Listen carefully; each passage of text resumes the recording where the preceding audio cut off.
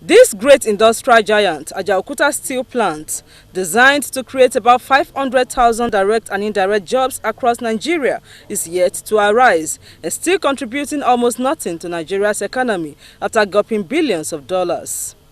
Despite the huge investment with potentials to transforming Nigeria into one of the world's industrial hubs, the Ajaokuta steel has been down for many years.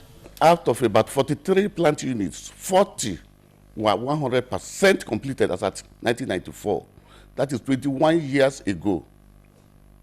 So over these years, what we have been doing invariably is keeping the plant in serviceable condition. Government have tried various methods, concession, and things like that. It never worked. Because Ajaokuta is a plant that we expected that even as at 86, it should have been commissioned. The main reason that time why the Russians left is the issue of infrastructure. How do we bring in the raw materials and how do we take our products out? Till date, nothing has been done on that issue. These things. So by the time 1994, they have already put structure worth 98% ready. Even if the 100% is completed, the remaining 2% is there. Ajaokuta Steel Company cannot produce. Why? There are raw material sites that have to be developed.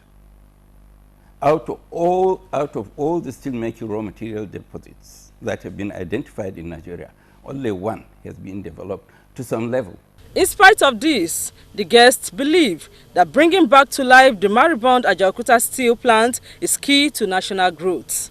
To be frank with you, the figure of 1.1 billion US dollars to complete Ajaokuta is completely unrealistic.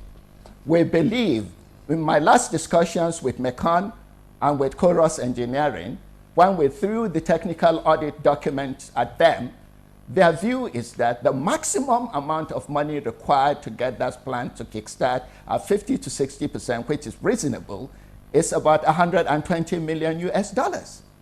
So, what I'm saying is that may well be that there's need to move forward, getting the private sector involved. There's always opposition to the private sector because the outlook is that we are just, being moved by the desire to make money. The federal government should have a sound committee that could look at all these proposals and all this, and make and propose a way forward for us for the steel plant, because we cannot rely to allow certain people alone to continue to take decisions on behalf of 180 million people. With the huge infrastructure and machinery already on ground and deteriorating in Ajaokuta Steel Company, guests emphasized the need for a conscious effort by government and the private sector to get it running for the overall benefit of Nigerians. In Abuja, Joy Uzor, NTA News.